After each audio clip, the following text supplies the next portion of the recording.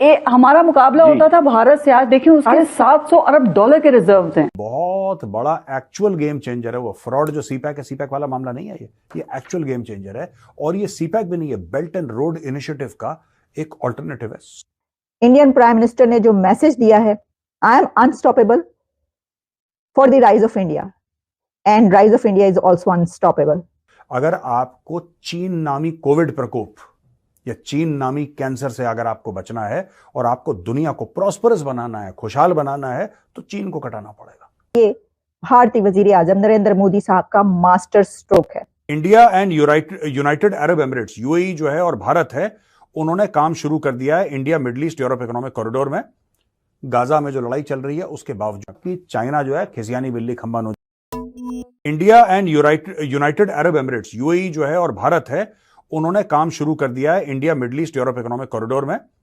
Gaza में जो लड़ाई चल रही है उसके बावजूद पहला चरण है भारत और यूएई के बीच में, और भारत और यूएई ने काम शुरू कर दिया है। इसका दूसरा चरण किसके बीच में? यूएई के बाद भाई ये जाएगी सऊदी अरब, ये वाला भी काम शुरू कर देंगे। सऊदी अरब के बाद कहां जाएगी? सऊदी अरब के बाद जाएगी ये इजराइल। इजराइल में किसका पोर्ट है? हाइफा। हाइफा कौन सा है? अदानी। ये वहां से जाएगी, वहां से घुस जाएगी ये ग्रीस। ग्रीस में घुसने के बाद वहां से चली जाएगी सीधा वेस्टर्न यूरोप, जिसका हार्ट है जर्मनी। बहुत बड़ा एक्चुअल गेम चेंजर है वो फ्रॉड जो सीपैक है, सीपैक वाला मामला नहीं है ये एक्चुअल गेम चेंजर है। और ये सीपैक भी नहीं है, बेल्ट एंड रोड इनिशिएटिव का एक ऑल्टरनेटिव है, बिल्कुल सॉलिड।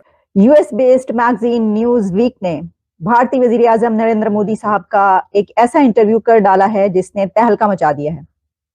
और न्यूज वीक का टाइटल सिर्फ ये नहीं है कि मोदी इज अनस्टॉपेबल, बल्कि न्यूज वीक का कंप्लीट टाइटल है Narendra Modi and the unstoppable rise of India, यानी Narendra Modi and the unstoppable rise of India.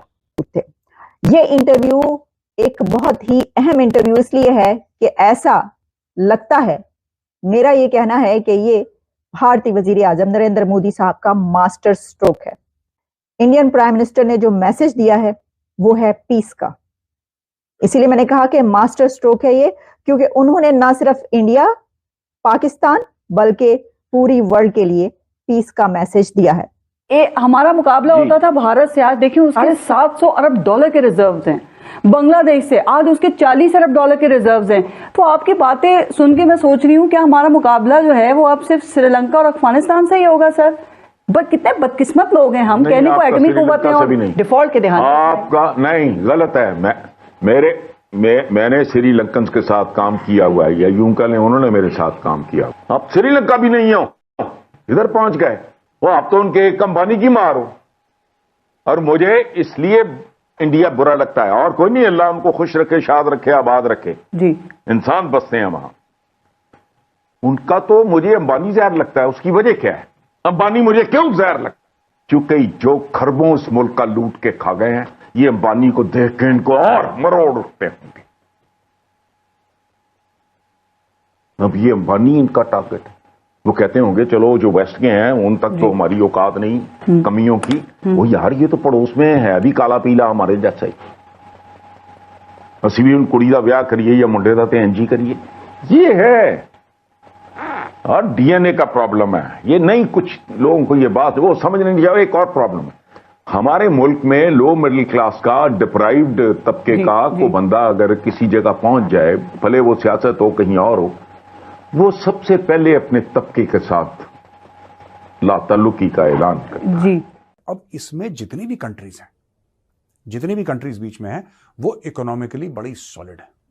Jordan को भी जोड़ेगा ये रास्ते में, ये जॉर्डन को भी जोड़ेगा।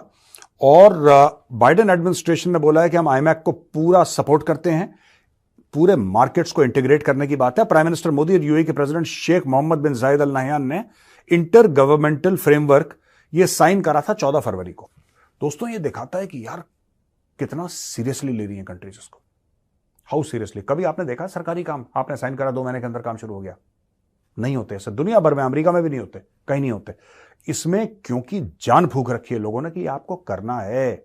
अगर आपको चीन नामी कोविड प्रकोप या चीन नामी कैंसर से अगर आपको बचना है और आपको दुनिया को प्रॉस्परस बनाना है, खुशहाल बनाना है, तो चीन को कटाना पड़ेगा।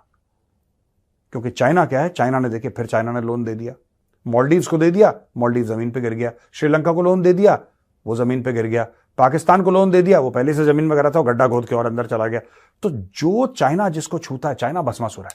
और बेल्ट एंड रोड इनिशिएटिव की एक बहुत बड़ी काट है, ये अपने साथ और लोगों को जोड़ेगी जो आसपास के देश होंगे, they will also derive a lot of benefit. Jordan जुड़ गया बीच में यार, जॉर्डन जुड़ गया।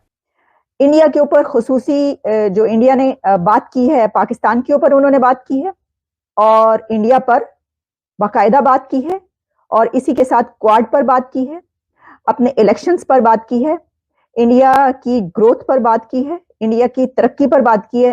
फुल टाइटल पर उनकी पिक्चर आना, उनका इमेज और साथ में अनस्टॉपेबल लिखना, इसका क्या मतलब है? इसका मतलब यह है कि उन्होंने दुनिया को यह बताया है कि मुझे रोक नहीं सकते।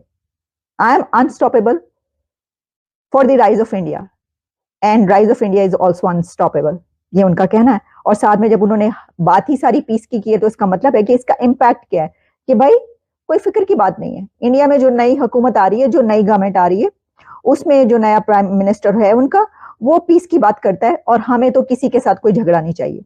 यूएई और भारत की जो बायलैटरल ट्रेड है आज की तारीख में, दो तरफा जो ट्रेड है यूएई और भारत की, वो है 85 अरब डॉलर की। दोस्तों, के बाद ये ट्रेड 100 बिलियन से 150 बिलियन, 200 बिलियन, इसका कोई अंत नहीं है, कितनी बढ़ेगी। तो इतनी तेजी के साथ ये ट्रेड होने वाली है। चाइना को पसंद थोड़ा ना आ रहा है।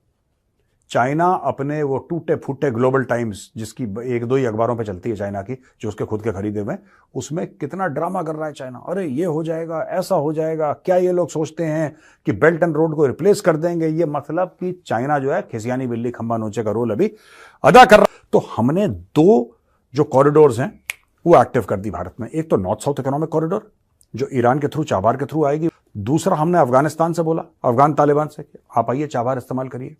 ईरानियों से उनकी बात करा दी, ईरानियों से हमारी अच्छी बनती है, तालिबान से अच्छी बनती है, हमने उनकी बात करा दी।